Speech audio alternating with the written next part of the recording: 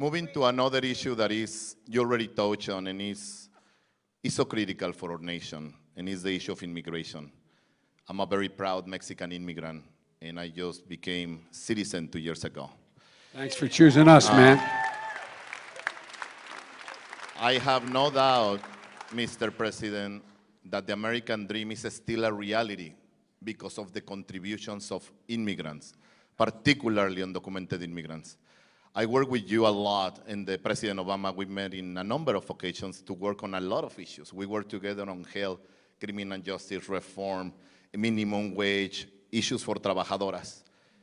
There was one issue, Mr. Vice President, that we strongly disagree all the time during the administration, was the issue of deportation.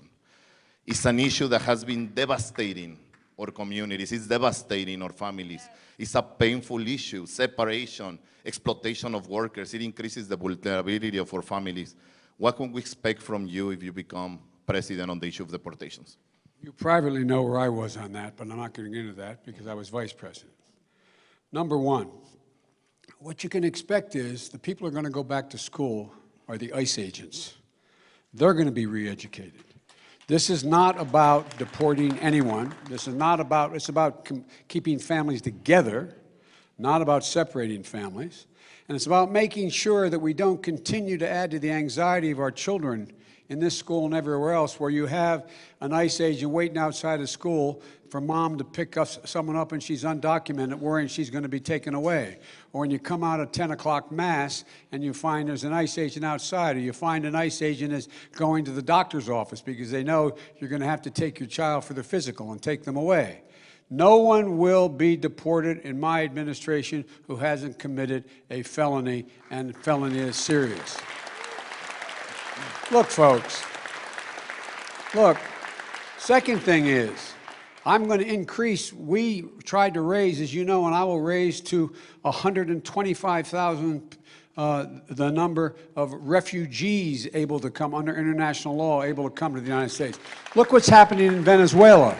We should be providing temporary protective status. Anyone here in temporary protective status has been here and not able to go back because of danger for 4 years should be able to get in line to be, along with everyone else, the 11 million undocumented, on the path to citizenship. Number three, my wife and the congressman just went from Brownsville across across the border to feed Christmas dinner to all those folks who should be in the United States of America waiting to deal with their plea and their argument that they are entitled to come here and run under the existing laws that are there.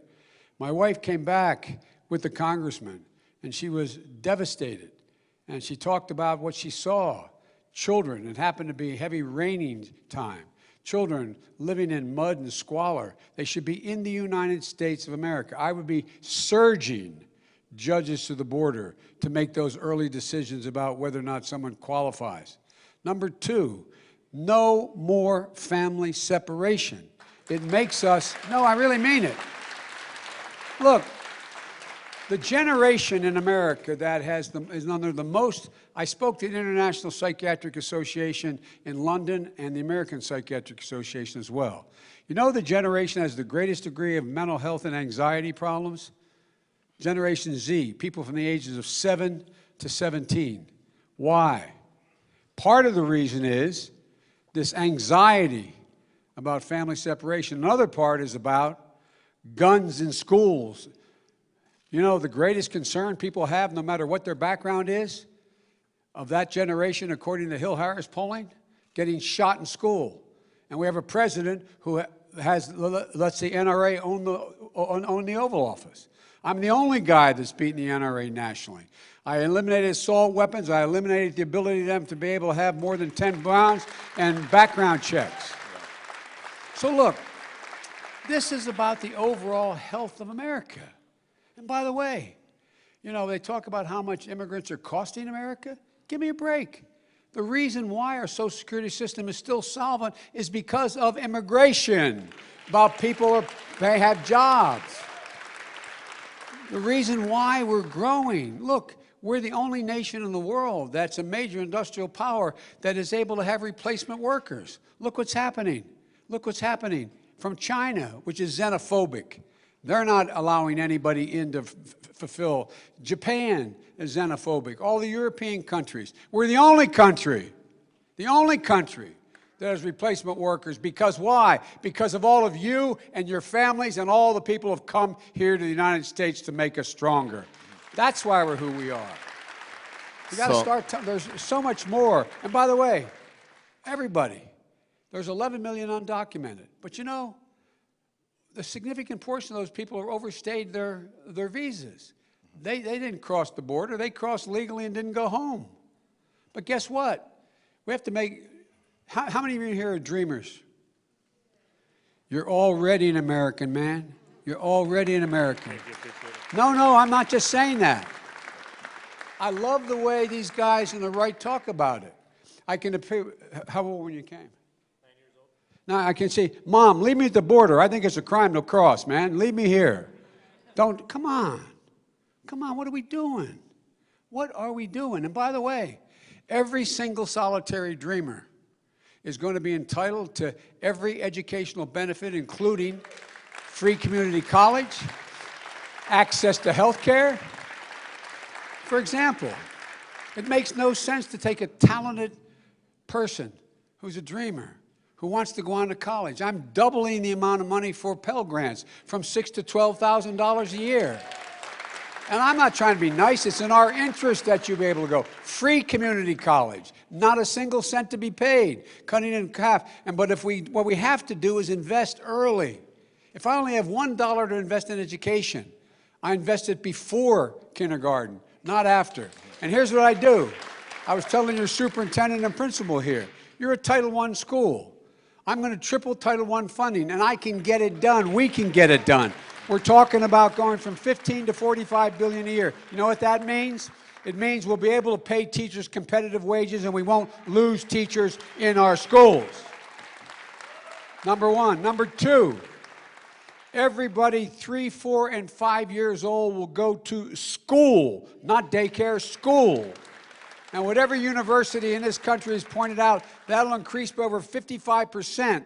The ability then to make it all the way through school and go on to college, because that's what it does. It equalizes what people, in fact, come. Look, and the other thing is, the thing I don't like about the way we talk about this, I've been involved in this a long time, is somehow in schools where there's not as much of a tax base and where there's large groups of people who come from low-income backgrounds, well, we don't want to demand too much of them. We're going to have advanced placement in this school, because not a thing you can't do if you're given the shot from the beginning.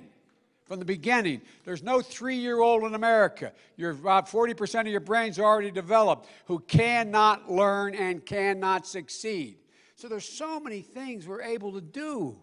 And it drives me nuts that even those people who are xenophobic, they don't understand it's in their interest. It's in their interest. Everybody's better off. Everybody. Rich folks, poor folks, everybody. When in fact you have a better educated public. When you have a better educated community. Anyway, I apologize for my passionate, but there's these things we can do. To that issue, Mr. Vice President, the element of immigration in general is an issue that is, I think we're a hypocritical nation on this issue. Entire sectors of the economy heavily depend on the contributions of undocumented workers, and it's amazing. I can understand why we haven't immigration reform done in the past. It's an issue that should be done. You were in the Senate for a very long time. How can you get immigration reform passed in the first 100 days of your administration? I can't guarantee it in the first 100. It'll be sent in the first 100. I can't guarantee it in the first one. But I'm the most effective senator you ever know in getting things done. Name me somebody who's gotten more done than me. Name me one. How can we get it done, Senator? Okay, you can do it in 2 ways. I'm sorry, I just get really, guys, look. There's 2 ways countries get inspired. They get inspired by great leaders who their rhetoric and their leadership raises people up, from Abraham Lincoln to John Kennedy to Barack Obama. There's a second way you do it. The second way you do it is you have a really bad president for a while. Think about it. Not a joke. And he makes you realize what is able to be done. Case in point, we worked together on Obamacare. We got it passed without a single Republican vote. But what happened was, right after that, we lost the United States House of Representatives. Everybody, the expert says, because we passed Obamacare. You may remember, I don't remember you in the office at the time, but you may remember my arguing with Barack he should do a fireside chat. And he should stand there and explain to the American people what we had just done. Because I was convinced, because I've done this my whole life, they didn't fully understand what he had just done, we had just done. And we did. And to his credit, he said, this is no time to take a victory lap. We have so much more to do. Everything but locusts had landed on his desk at the time. I'm serious. Remember the situation he was in. And so what happened? We lost the House. But then what happened? Republicans came after Obamacare without people even knowing it was Obamacare. They said what we're going to do is we're going to do away with this thing called Obamacare.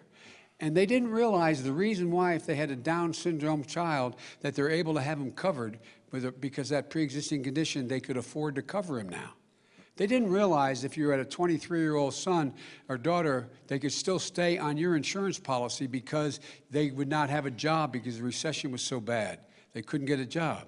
They didn't realize that over 4 million Latinos had gotten coverage for the first time. They didn't realize any of this. And then what happened? The 2018 election, this last one we had, the off-year election, I went into 24 states, personally, campaigning for over 65 candidates. And I was foolish enough to say, we're going to win 41 seats in the House and take it back. Everybody said, there goes Biden again. We won 41 seats. But here's the deal. You know how we did it? We didn't go after a person's motive, criticizing him with a dirty politics. The reason why you're not with us is because you're in the pocket of big business, or you're a liar, or you're this. We said to the Republican, are you for doing away with Obamacare? Are you doing away with pre-existing conditions coverage? And they're, oh, no, not me. Did you hear any Republicans running last time out on being against Obamacare? And if they did, they got beat. 65 candidates. We won governor seats and the rest. Here's the deal. Now everybody knows. They have seen children snatched from their mother's arms. They've seen people put in cages. They've seen it. They didn't believe it when they were told it, but they've seen it. And as they traveled around the country and around the world, they realized how damaging it is to the United States, how totally contrary it is to who we are as a people. They've seen and heard what this man has said about people of browns and blacks in America. They've seen it, and they go, my God, that's not America. What's happened to these people? Some of you travel abroad. Some of you have been around the world. Have you been in any country as an American visiting in the last year where you haven't had the question, what's happened to America? No, I'm serious. So folks, the country's ready. And they're ready to believe what we've been saying, that this is totally counterproductive what we're doing. And we have to restore the soul of this country. And thank you, Mr. Vice President. And as a community, we're ready, and as an organization, we're ready to fully mobilize to make sure that this is a national priority. We're losing the soul of our nation by the devastation of these anti-immigrant policies and issues, so we're ready to engage with you if you become president.